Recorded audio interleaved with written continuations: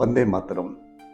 Japan ఆ దేశంలో విద్యా విధానం గురించి ఈరోజు మనం తెలుసుకుందాం. జపాన్లో విద్యా విధానం మొదటి 3 సంవత్సరాలు ఏ విధమైన పాఠ్యాంశ బోధనలు కానీ లేదా హోంవర్క్లు కానీ గ్రేడ్లు కానీ ఏమీ ఇవ్వకుండా కేవలం క్యారెక్టర్ బిల్డింగ్ అంటే శీల నిర్మాణం మీదే వాళ్ళు ఫోకస్ చేస్తున్నారట. ఈ 3 సంవత్సరాల్లోనే వాళ్ళు ఏం నేర్పుతారంటే empathy, cooperation, respect and social responsibility. అంటే ఎదుటి వ్యక్తి అర్థం చేసుకోవడం, సహకార జీవితం గడపడం, ఎదుటి వ్యక్తులకి గౌరవం ఇవ్వడం, అదేవిధంగా సామాజిక బాధ్యత. దీనినే ప్రధానంగా వాళ్ళు చెప్తూ వాళ్ళని ఆ విధంగా తర్ఫీదు ఇవ్వడం జరుగుతుంది. ఈ 3 సంవత్సరాల్లో వాళ్ళకి ఏ విధమైన ర్యాంక్స్ కానీ గ్రేడ్లు కానీ ఏమీ ఉండవు. ఏం నేర్పుతారు అంటే క్లాస్ రూములు శుభ్రం చేయడం, అట్లాగే బాత్రూములు శుభ్రం చేయడం, వంట చేయడం, పిల్లలు ఒకరికొకరు ఫుడ్ సర్వ్ చేసుకోవడం, అదేవిధంగా సమస్యలను ఏ విధంగా పరిష్కరించుకోవాలో కాన్ఫ్లిక్ట్ రిజల్యూషన్స్ అన్నీ కూడా వాళ్ళకి నేర్పడం. అలాగే కైండ్నెస్ అంటే భూతదయ, టీం వర్క్, కలిసి సంఘటితంగా ఎలా పనిచేయాలి, దీని మీదే వాళ్ళకి అన్ని విషయాలు నేర్పుతూ ఒక క్యారెక్టర్ బిల్డింగ్ అనేది మొదటి 3 సంవత్సరాల్లోని ఆ విద్యా విధానంలో సిలబస్ కింద ఉంటుంది. ఈ విధమైన ఎడ్యుకేషన్ సిస్టమ్ని వాళ్ళు అవలంబించడంలో ప్రధాన కారణం లేదా లక్ష్యం ఏమిటి అంటే good people make great learners అని చెప్పి, ఎప్పుడు కూడా మంచి మనుషులే గొప్ప గొప్ప విషయాలు నేర్చుకునే ఆసక్తులు అవుతారు అనేది ప్రధాన ఉద్దేశం. కాబట్టి ముందు మనం మంచి మార్కులు కాకుండా మంచి మనుషులను తయారు చేయాలనేది జపాన్ ఎడ్యుకేషన్ సిస్టమ్. ఈ విధంగా ఎడ్యుకేషన్ చేసిన విద్యార్థుల్ని 9th 10th వచ్చేటప్పటికి వారికి విపరీతమైన స్ట్రాంగ్ మారల్ ఫౌండేషన్ అంటే నైతిక విలువలతో కూడిన ఒక మహత్తరమైన స్థిరత్వం వాళ్ళు ఏర్పడమే కాకుండా వాళ్ళే ఒక గొప్ప లీడర్స్ కింద తయారు కావడం జరిగింది. దాంతోపాటు సెన్స్ ఆఫ్ కమ్యూనిటీ, సమాజం పట్ల వాళ్ళకి అవగాహన, వాళ్ళ బాధ్యతలను కూడా ఈ విద్యా విధానం ద్వారా వాళ్ళు నేర్చుకోవడం జరుగుతుంది.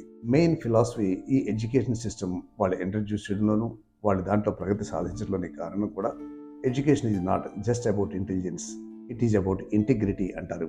అంటే తెలివితేటలను ప్రదర్శించడం కోసం, తెలివితేటలను పెంపొందించడం కోసం విద్య కాదు, ప్రతి విద్యార్థులను కూడా త్రికరణ శుద్ధిని పెంచడమే ఆ విద్య యొక్క లక్ష్యం అని చెప్పి ఆ జపాన్ ఎడ్యుకేషన్ సిస్టమ్ మనందరికీ తెలియజేసింది. త్రికరణ శుద్ధి అంటే వాడి యొక్క ఆలోచన, వాడి యొక్క మాట, వాడి యొక్క పని 3 కూడా ఒకే విధంగా ఉండాలి. అది ఎప్పుడు వస్తుందంటే వాడి మీద వాడికి విశ్వాసం ఉన్నప్పుడు. విశ్వాసం ఎప్పుడు వస్తుంది అంటే తన యొక్క శక్తి, సమాజంలో ఉండే బలహీనతలు, సమాజంలో ఉండే గొప్పతనాలు ఇవన్నీ తెలుసుకున్నప్పుడు. సో మహత్తరమైన ఎడ్యుకేషన్ సిస్టమ్ చూసిన తర్వాతే మినర్వా విద్యా సంస్థలు కూడా అదే రీతిలో డీస్కూలిట్ అనే దాంతో అనుసంధానం కావడం జరిగింది. ఈ సంవత్సరం నుంచే మేము ఒక పైలట్ ప్రాజెక్ట్ కింద దాన్ని ప్రారంభించి వచ్చే విద్యా సంవత్సరం నుంచి పూర్తి స్థాయిలో దాన్ని ఇంప్లిమెంట్ చేయడానికి మా మేనేజ్మెంట్ ఆల్రెడీ ఎంఓయూ కూడా చేసుకోవడం జరిగింది. ఈ డీస్కూలిట్ ద్వారా జపాన్లో ఏదైతే సిస్టమ్ ఉందో అదే సిస్టమ్ని అంత స్థాయిలో కాకపోయినా 70-80% వరకు కూడా పేరెంట్స్ అందరి సహకారంతో దాన్ని దిగ్విజయం చేయడం కోసం మినర్వా ప్రణాళికలు రచించింది. ఈ కొత్త విద్యా విధానం విజయం కావాలి అంటే దాంట్లో తల్లిదండ్రుల యొక్క పాత్ర, అధ్యాపకుల యొక్క పాత్ర, యాజమాన్యం యొక్క పాత్ర కూడా ఉండాలి. దానికోసమే ఆల్రెడీ మేము పేరెంట్స్ పార్ట్నర్షిప్ అనే ఒక కొత్త ప్రోగ్రామ్ని రిలీజ్ చేసి దాన్ని ఎగ్జిక్యూట్ చేయడం కూడా జరిగింది.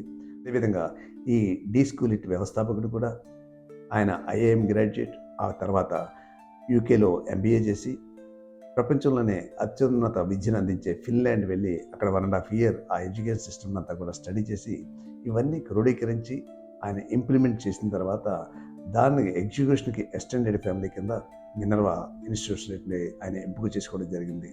సో ఆ విధంగా కలిసి చేసే ఈ ప్రయత్నంలో ఈ జపాన్ ఎడ్యుకేషన్ సిస్టంలో కనీసం 80% అలా సాధించాలి అంటే మీ అందరి సహకారం కావాలి.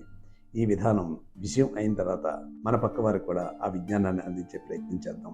ఈ వీడియో మీకు నచ్చితే మీ మిత్రులకు షేర్ చేయండి.